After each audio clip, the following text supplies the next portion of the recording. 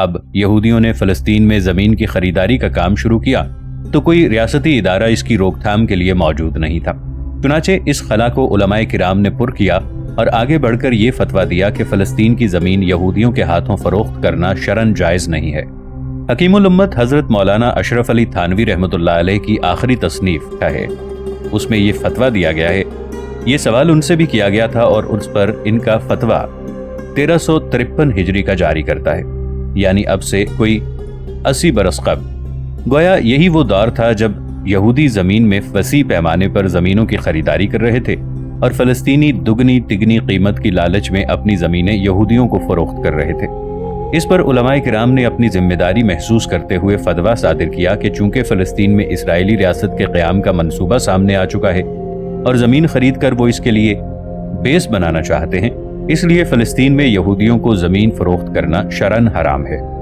اس فتوے کو مولوی کی دیوانگی قرار دے کر نظر انداز کر دیا گیا اور فلسطینیوں نے دگنی تگنی قیمتوں پر اپنی زمینیں فروخت کر کے یہودیوں سے دام کھڑے کیے، جس کا نتیجہ آج ہمارے سامنے ہے۔ افغانستان کے مسئلے میں حکومت پاکستان کی پالیسی کو عالمی جبر کا نتیجہ قرار دیا جاتا ہے اور کہا جاتا ہے کہ ہمارے لیے اس کے سوا کوئی چارہ کار نہیں تھا، مگر اس بے بسی اور مجبوری کے اسباب کا تجزیہ کیا جائے تو ان میں یہ بات زر فہرست دکھائی دیتی ہے کہ امیر ممالک اور بین الاقوامی مالیاتی اداروں سے لیے ہوئے قرضے ہمارے لیے وبال جان بن گئے ہیں، اور قرضوں کے اس خوفناک جال نے ہماری معیشت کے ساتھ ساتھ قومی پالیسیوں اور ملی مفادات کو بھی جکڑ لیا ہے۔ اس کا نتیجہ آج ہمارے سامنے ہے کہ ہم شمال مغربی سرحد پر ایک دوست حکومت سے محروم ہو چکے ہیں، بلکہ اس سے خود کو محروم کرنے کے عمل میں ہم خود بھی شریک ہیں۔ ایک نظریاتی اسلامی ریاست کے خاتمے کا بوجھ ہمارے کندھوں پر ہے، اور افغانستان میں بیشتر علاقوں پر کنٹرول رکھنے والی حکومت کو ختم کر کے قبائلی کشمکش اور خانہ جنگی کا دور واپس لانے میں ہم بھی شریک ہیں۔ مگر اس سے قطع نظر اس کے ایک سبب بلکہ سب سے بڑے سبب کا جائزہ لینے کی ضرورت ہے کہ کچھ شریف لوگ اس وقت بھی ہمیں سمجھا رہے تھے جب ہم قرضوں کے سہارے اپنی معیشت کا ڈھانچہ تشکیل دینے میں مصروف تھے کہ قرضوں کے چکر میں نہ پڑو، اپنی چادر کے مطابق پاؤں پھیلانا سیکھو اور تعیش اور لگژری کا ماحول ختم کر کے اسلامی نظام اور خلفائے راشدین کے طرز عمل کے مطابق سادگی اور قناعت کا راستہ اختیار کرو۔ مگر سادگی کے اس سبق اور تلقین کو بھی سادگی پر محمول کر لیا گیا اور کہا گیا کہ یہ لوگ تو آج کے تقاضوں سے بے خبر ہیں، عالمی ماحول سے بیگانہ ہیں اور جدید دنیا کے ساتھ قدم سے قدم ملا کر چلنے کی سوچ سے محروم ہیں۔ اس بات کو بھی ایک لمحے کے لیے بھول جائیے کہ یہ قرضے کن لوگوں نے حاصل کیے، کہاں استعمال ہوئے اور اب بھی مغربی ملکوں کے بینکوں میں کس کس کے اکاؤنٹ میں جمع ہیں، بلکہ یہ دیکھیے کہ ان قرضوں نے قوم کو بے بسی اور لاچاری کے کس مقام پر پہنچا دیا ہے۔ اور یہی مفہوم ہے سورۃ الشورى کی آیت 30 کا کہ تمہیں جو مصیبت بھی پہنچتی ہے وہ تمہارے اپنے ہاتھوں کی کمائی ہوتی ہے۔ دسمبر 2001 افغانستان میں طویل جنگ کا ایک نیا دور۔ افغانستان میں امریکی اتحاد کی وحشیانہ بمباری بدستور جاری ہے اور اس بمباری کی مدد سے شمالی اتحاد نے کابل، ہرات اور مزار شریف سمیت بہت سے شہروں کا کنٹرول حاصل کر لیا ہے، جبکہ قندوز میں محصور طالبان پر بمباری ہو رہی ہے اور قندھار ملحقہ علاقوں سمیت طالبان کے قبضے میں ہے۔ طالبان کے نمائندوں کا کہنا ہے کہ انہوں نے شہری آبادی کو امریکی بمباری سے بچانے اور اپنی جنگی حکمت عملی کو نیا رخ دینے کے لیے کابل اور دیگر شہر خالی کر دیے ہیں۔ امریکی اتحاد سے شکست قبول کرنے کی بجائے نئی حکمت عملی کے تحت طویل جنگ لڑنے کا فیصلہ کیا ہے اور افغانستان سے امریکی تسلط کے خاتمے تک ان کی جدوجہد جاری رہے گی۔ حالات نے اب نیا جو رخ اختیار کیا ہے، اس کے پیش نظر افغانستان میں مستقبل کے حوالے سے دو امکانات دکھائی دے رہے ہیں۔ ایک یہ کہ طالبان قندھار اور جنوبی افغانستان کے چند دیگر علاقوں پر اپنا کنٹرول قائم رکھنے میں اگر کامیاب رہے تو افغانستان جنوبی افغانستان اور شمالی افغانستان کے ناموں سے دو حصوں میں تقسیم ہو جائے گا۔ اسی طرح جیسے امریکی مداخلت سے کوریا اور ویتنام جنوبی اور شمالی حصوں میں تقسیم ہو گئے تھے، جس کے بعد ویتنام تو طویل گوریلا جنگ کے نتیجے میں امریکی تسلط سے نجات حاصل کر کے دوبارہ متحد ہو گیا، مگر شمالی کوریا اور جنوبی کوریا کی تقسیم ابھی تک قائم ہے۔ قندھار پر طالبان کا کنٹرول قائم رکھنے کی صورت میں افغانستان کی یہ تقسیم نمایاں ہوتی نظر آ رہی ہے۔ سر دست یہی ہوگا، اور اس کے بعد اگر طالبان شمالی افغانستان کو تسلیم نہ کرتے ہوئے اس کے خلاف گوریلا جنگ جاری رکھ سکے تو ویتنام کی طرح جانگوسل لڑائی کے بعد افغانستان کے دوبارہ متحد ہونے کے امکانات موجود ہیں۔ نمبر 2، اور اگر خدا نخواستہ قندھار بھی طالبان کے ہاتھ سے نکل گیا اور طالبان نے شکست قبول نہ کرتے ہوئے جنگ جاری رکھنے کا فیصلہ قائم رکھا تو پھر وہی صورتحال عود کر آئے گی جو کابل میں روسی فوجوں کی آمد کے وقت تھی کہ کابل پر روس نواز ببرک کارمل اور ڈاکٹر نجیب اللہ کی حکومت تھی جس کے کنٹرول میں کابل اور دیگر شہر تھے، جبکہ افغان مجاہدین شہروں سے باہر پہاڑوں پر مورچے بنا کر گوریلا کارروائیاں کر رہے تھے، اور انہی گوریلا کارروائیوں کے نتیجے میں انہوں نے نہ صرف روس کو فوجیں واپس بلانے پر مجبور کر دیا تھا بلکہ روسی فوجوں کی واپسی کے بعد کابل میں روس نواز حکومت بھی اپنا وجود قائم نہیں رکھ سکی تھی۔ بہرحال جو صورت بھی ہو، افغانستان ایک نئی اور طویل جنگ کے دور میں داخل ہو رہا ہے جس میں ایک طرف امریکہ اور روس سمیت کئی کم و بیش سبھی بڑے ممالک ہیں اور مسلم حکومتوں کی مجموعی طاقت بھی انہی کے ساتھ ہے، جبکہ دوسری طرف طالبان ہیں جنہیں عالم اسلام کے دینی حلقوں کی حمایت اور تعاون حاصل ہے۔ ہمیں یقین ہے اگر طالبان اپنے موقف اور عزم پر قائم رہے تو وقتی پسپائی کا یہ عرصہ زیادہ طویل نہیں ہوگا اور افغانستان ایک اسلامی ریاست کے طور پر اپنا تشخص باقی رکھنے میں ضرور کامیاب ہوگا۔ نظریے اور عقیدے کی جنگوں میں پلاسی، سرنگا پٹم، بالا کوٹ اور 1857 کے مراحل آیا کرتے ہیں، اور ان آزمائشوں سے گزر کر اپنے مشن اور پروگرام پر قائم رہنے والی قومیں بالآخر آزادی کی منزل حاصل کرنے میں کامیاب ہو جایا کرتی ہیں۔ ناظرین، آگے بڑھنے سے پہلے کامنٹ سیکشن میں ہمیں اپنی آراء سے ضرور آگاہ کیجیے گا کہ آپ کو ہماری یہ سیریز کیسی لگ رہی ہے۔ آئندہ آنے والی اقساط سے باخبر رہنے کے لیے ہمارے چینل کو سبسکرائب کر لیں اور ساتھ موجود بیل آئیکن کو ضرور کلک کر لیں۔ شکریہ۔ دسمبر 2001 امریکی وزیر خارجہ کولن پال کا اندیا، تہذیبی جنگ کا تحفظ۔ روزنامہ نوائے وقت لاہور نے 21 نومبر 2001 کے اداریے میں امریکی وزیر خارجہ کولن پال کے ان ریمارکس کا حوالہ دیا جس میں انہوں نے کہا کہ جب تک تہذیب مکمل طور پر محفوظ نہیں ہو جاتی، دہشت گردی کے خلاف جنگ جاری رہے گی۔ گویا کولن پال نے بھی اس بات کی تصدیق کر دی ہے کہ اصل مسئلہ دہشت گردی کا نہیں بلکہ تہذیب کے تحفظ کا ہے، اور امریکی اتحاد کی جنگ دہشت گردی کے خلاف نہیں بلکہ مغربی تہذیب و ثقافت کو بچانے کے لیے ہے، جسے مغربی لیڈروں کے بقول افغانستان میں ایک نئی تہذیب کے ابھرنے سے خطرات لاحق ہو گئے ہیں۔ ہم ایک عرصے سے یہ عرض کر رہے ہیں کہ مغرب اور عالم اسلام کے درمیان کشمکش نظریے اور ثقافت کی کشمکش ہے، جس کے ساتھ عالم اسلام کے معاشی وسائل پر کنٹرول کا ہدف بھی شامل ہو گیا ہے، اور افغانستان میں امریکہ کی معرکہ آرائی صرف اسامہ بن لادن اور ان کے نیٹ ورک کو تباہ کرنے کے لیے نہیں بلکہ طالبان کی اسلامی نظریاتی حکومت کو ختم کرنے اور وسطی ایشیا میں زیر زمین موجود تیل اور گیس کے وسیع ذخائر کا کنٹرول حاصل کرنے کے لیے ہے۔ اسی وجہ سے امریکہ اس خطے میں مستقل طور پر موجود رہنے کی راہ ہموار کرتا جا رہا ہے۔ طالبان کی حکومت میں امریکہ کو ایک نئی تہذیب کے ابھرنے یا مغربی تہذیب کے لیے خطرہ بننے کے آثار دکھائی دے رہے ہیں، اور انہی آثار کو جڑ سے اکھاڑنے کے لیے امریکہ نے افغانستان پر وحشیانہ بمباری کر کے اس کی رہی صحیح عمارتوں کو بھی کھنڈرات میں تبدیل کر دیا ہے۔ بہت سے دوستوں کو یہ بات سمجھ نہیں آ رہی کہ طالبان کی کمزور سی حکومت اور افغان جیسی غریب اور بے سہارا قوم امریکی ثقافت اور مغربی کلچر کے لیے کیسے خطرہ بن سکتی ہے، مگر مغربی دانشور اتنے سادہ نہیں، کیونکہ انہوں نے کھلی آنکھوں سے دیکھ لیا تھا کہ طالبان نے محض عقیدے اور ایمان کی قوت کے سہارے افغانستان میں اپنے زیر قبضہ علاقے کو مثالی امن و امان فراہم کر دیا۔ قرآن و سنت کے شرعی احکام و قوانین کی بنیاد پر لا اینڈ آرڈر کی صورتحال کو انتہائی خراب حالات میں بھی بہتر بنا کر ایک دفعہ دنیا کو حیرت میں ڈال دیا ہے۔ افغانستان معاشرے کو ہتھیاروں اور منشیات سے مکمل طور پر پاک کر کے 21ویں صدی میں اسلام کا زندہ معجزہ دکھایا۔ عالمی سسٹم کو من و ان قبول کرنے کی بجائے اس کے خلاف اسلام حصوں کی نشاندہی کی اور اس حوالے سے اپنے تحفظات کو قائم رکھا۔ اپنی چادر کے مطابق پاؤں پھیلانے کی پالیسی اختیار کر کے بیرونی قرضوں اور بین الاقوامی اداروں کے مشروط تعاون کو قبول کرنے سے گریز کیا۔ حکومتی شعبوں میں سادگی اور قناعت کے حوالے سے حضرت عمر بن عبدالعزیز رحمۃ اللہ علیہ کی یاد تازہ کر دی۔ نظام مملکت کی بنیاد انسانی خواہشات پر رکھنے کی بجائے آسمانی تعلیمات اور قرآن و سنت کے ساتھ بے لچک وابستگی قائم رکھنے کا اعلان کیا۔ یہی اس نئی تہذیب کے بنیادی خد و خال ہیں جو افغانستان میں ابھرتی نظر آئی، اور مغربی لیڈروں نے دیکھا کہ مسلم ممالک کے عوام میں اس نئی تہذیب سے دلچسپی بڑھ رہی ہے اور اس کے حامیوں کو تقویت حاصل ہو رہی ہے۔ اس لیے اسے مغربی تہذیب کے لیے خطرہ قرار دیتے ہوئے امریکی اتحاد نے اس پر دھاوا بول دیا، اور اب مغربی لیڈر خوش ہو رہے ہیں کہ انہوں نے اس نئی تہذیب کو بمباری کے ذریعے افغانستان کے چند شہروں میں شکست دے کر مغربی تہذیب کو تحفظ فراہم کرنے میں کامیابی حاصل کر لی ہے، لیکن یہ ان کی بھول ہے۔ عقیدے اور ثقافت کی جنگ ہتھیاروں سے نہیں بلکہ اخلاق و اقدار کی قوت سے لڑی جاتی ہے، جس کا ایک ہلکا سا مظاہرہ دنیا نے افغانستان کی اس جنگ میں بھی دیکھ لیا ہے کہ ایک طرف امریکی اتحاد کی وحشیانہ بمباری سے کھنڈرات میں تبدیل ہوتے افغان شہر اور شمالی اتحاد کے انتقام کا نشانہ بننے والے طالبان کی ننگی لاشوں کے ڈھیر ہیں، اور دوسری طرف اس حالت میں بھی افغان طالبان نے افغانستان میں گرفتار ہونے والی مغربی خاتون صحافی کو مہمان کے طور پر رکھنے کے بعد رہا کیا ہے،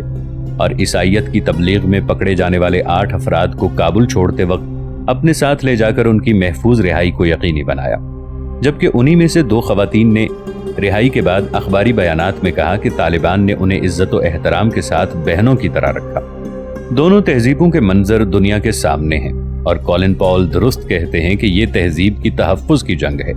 البتہ ان کی خدمت میں ہم یہ عرض کرنا چاہتے ہیں کہ جو تہذیب اپنے اخلاق و اقدار میں مقابلے کا حوصلہ نہ پا کر ہتھیار اٹھا لیا کرتی ہے، وہ تاریخ میں کبھی خود کو بچانے میں کامیاب نہیں ہوئی۔ 5 دسمبر 2001 صدر جنرل پرویز مشرف نے گزشتہ دنوں ایک گفتگو میں یہ کہہ کر حیران کر دیا کہ افغانستان کے حوالے سے ان کی پالیسیوں کے مخالفین دانش اور دلیل کی بجائے جذبات کی بات کر رہے ہیں۔ حیرت کی وجہ یہ ہے کہ افغانستان کی جنگ کے حالیہ راؤنڈ کے آغاز سے پہلے ہی دلیل اور دانش کو لپیٹ کر ایک طرف رکھ دیا گیا تھا اور اس کی جگہ طاقت اور دھونس نے لے لی تھی۔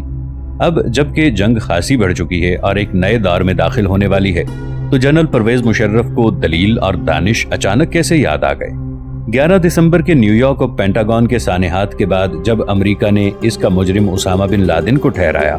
تو دلیل اور دانش نے امریکہ سے تقاضا کیا تھا کہ کسی کو مجرم قرار دینے سے پہلے ثبوت فراہم کرنا ضروری ہوتا ہے،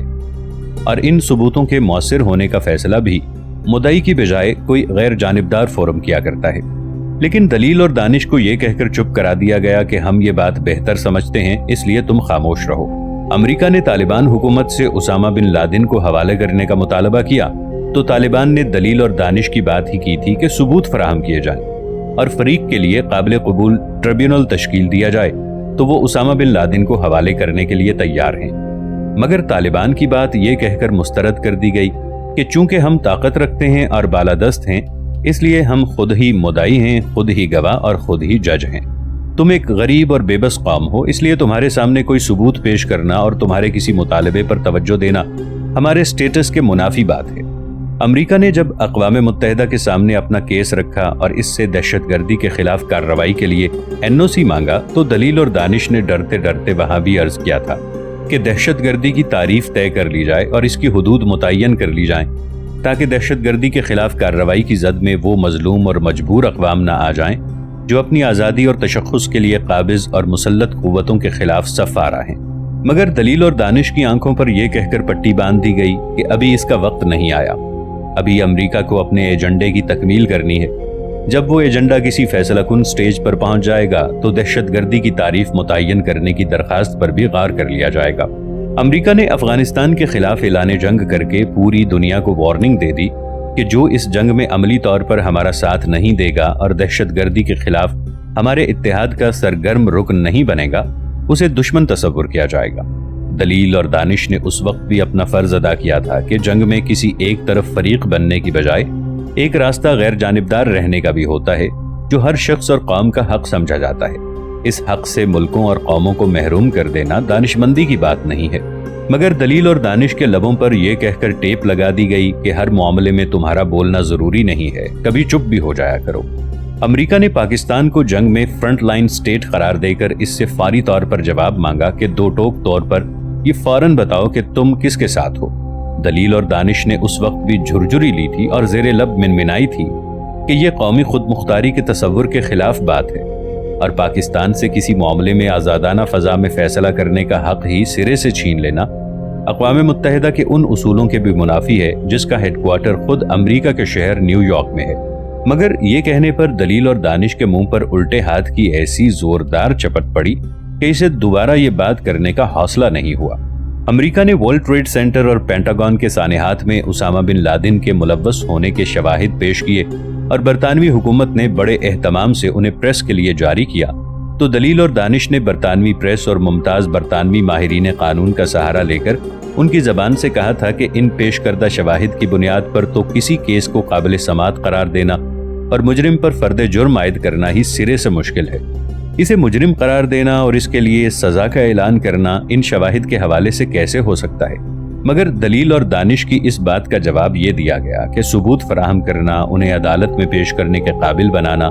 اور ان پر مخالفانہ دلائل کا سامنا کرنا، یہ سب ترقی یافتہ اور امیر ملکوں کے چانچلے ہیں۔ غریب اور بے بس ملکوں میں ان کا کیا کام؟ ان کے لیے تو صرف ہمارا فرمان کافی ہے، اس لیے اگر ہم نے انہیں دہشت گرد کہہ دیا ہے تو وہ دہشت گرد ہیں۔ دلیل اور دانش کو ان معاملات میں دخل اندازی نہیں کرنی چاہیے۔ امریکی طیاروں نے افغانستان کے بھوکے، نہتے اور بے قصور عام شہریوں کو بمباری کا نشانہ بنانا شروع کیا تو دلیل اور دانش نے گزارش کی تھی کہ شہریوں پر بمباری کرنا اور انہیں بلا وجہ موت کے گھاٹ اتارنا عقل مندی کی بات نہیں ہے۔ اگر امریکی سراغ رساں ادارے اپنے اہداف کو تلاش کرنے میں کامیاب نہیں ہو رہے تو ان کی ناکامی کی سزا عام شہریوں کو دینا کسی طرح مناسب نہیں۔ مگر دلیل اور دانش کو اس کے جواب میں یہ سننا پڑا کہ یہ غصے اور انتقام کا محل ہے، اس لیے جب تک افغانستان کی اینٹ سے اینٹ نہیں بچ جاتی ہمارا غصہ ٹھنڈا نہیں ہوگا، اور نہ ہی ہم دلیل اور دانش کی کوئی بات سننے اور سمجھنے کے قابل ہوں گے۔ صدر جنرل پرویز مشرف 11 ستمبر کو پہنائی جانے والی اینک اتار کر کھلی آنکھوں کے ساتھ عالمی منظرنامے کو دیکھتے، جہاں دلیل اور دانش سراسیمگی کے عالم میں ایک طرف طاقت اور دھونس کے خوفناک جلاد کے کوڑے کے سائے میں سہمی کھڑی اور ذرا قریب جا کر کانوں کو اس کے منہ کے قریب کرتے تو وہ بیچاری اب بھی جان کی امان پاؤں کو اس کا ورد کرنے میں مصروف ہوتی، اور پھر صدر محترم ذرا دل پر ہاتھ رکھ کر آپ یہ سنتے اور کہتے کہ طالبان نے ہماری بات نہیں مانی، اس لیے انہیں بربادی کا سامنا کرنا پڑا، اور اگر ہم نے امریکہ کی بات نہیں مانی تو ہمیں بھی اس قسم کی صورتحال کا سامنا کرنا پڑتا۔ تو کیا اس واضح اعتراف کے بعد بھی دلیل اور دانش کا نام لینے کی کوئی ضرورت باقی رہ جاتی ہے؟